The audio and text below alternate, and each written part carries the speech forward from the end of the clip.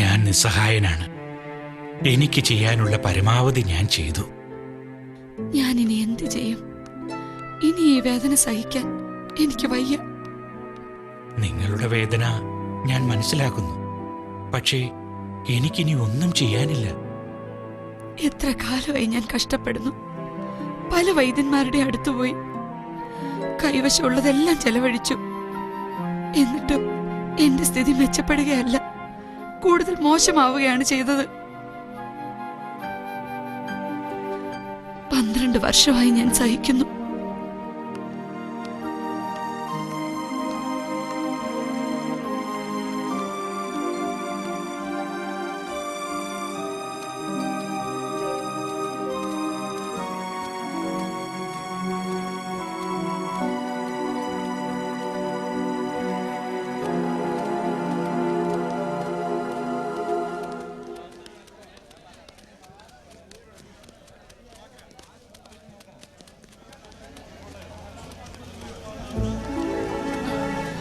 എന്താണ് അവിടെ? നിങ്ങളെല്ലാരും എങ്ങോട്ടാ പോകുന്നത്? യേശുവിനെ കാണാൻ. അവൻ അവിടെയുണ്ട്, വന്ന് കാണൂ. കുഷ്ഠരോഗിയെയും അന്ധനെയും ബധിരനെയും ഒക്കെ സുഖപ്പെടുത്തിയവനാണ് അവൻ. നസ്രായനായ യേശു, അവനാണ് എന്റെ ഏക പ്രതീക്ഷ. അതെ, സത്യമായും അവനാണ് നമ്മുടെ ഏക പ്രതീക്ഷ.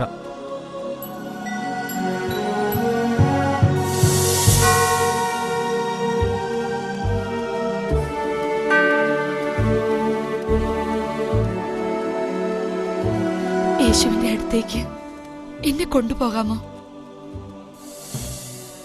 അവന് തൊട്ടാൽ മതി, ഞാൻ സുഖപ്പെടും. എത്ര കാലമായി വേദന സഹിക്കുന്നു. 12 വർഷത്തോളമായി രക്തസ്രാവം കൊണ്ട് കഷ്ടപ്പെടുകയാ ഞാൻ. രക്തസ്രാവമോ? എന്നിട്ടാണോ അവനെ തൊടാൻ പോകുന്നത്? അത് പാടില്ല.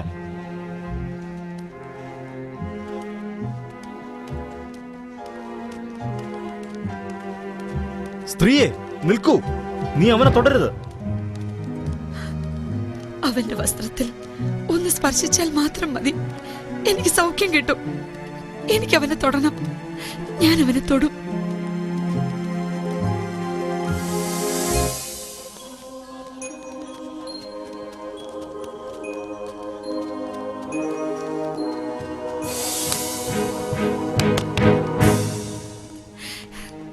എന്റെ കർത്താവേ, എനിക്ക് വയ്യ, എന്നെ സഹായിക്കണേ.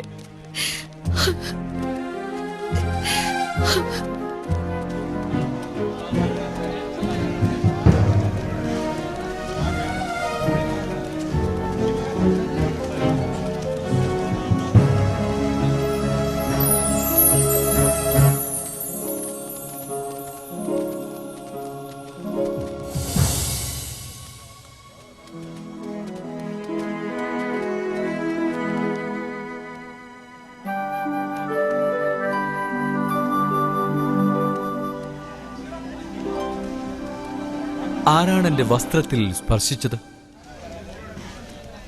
ജനം മുഴുവൻ നിനക്ക് ചുറ്റും തിക്കിക്കൂടുന്നത് കാണുന്നില്ലേ?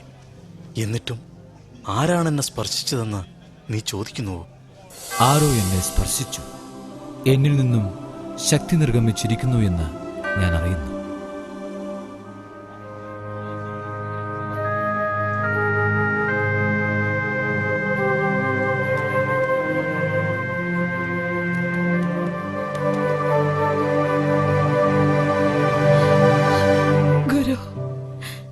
ഞാൻ 12 വർഷമായി രക്തസ്രാവം കൊണ്ട് കഷ്ടപ്പെടുന്നു.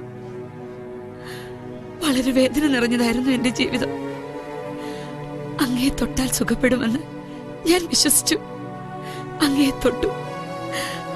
അങ്ങെന്നെ സുഖപ്പെടുത്തി.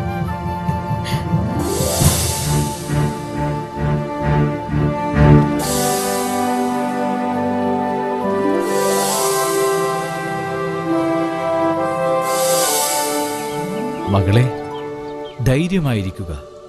നിന്റെ വിശ്വാസം നിന്നെ രക്ഷിച്ചിരിക്കുന്നു. സമാധാനത്തോടെ പോവുക. എന്റെ കർത്താവേ, എന്റെ ദൈവമേ, എന്റെ കർത്താവേ, എന്റെ ദൈവമേ.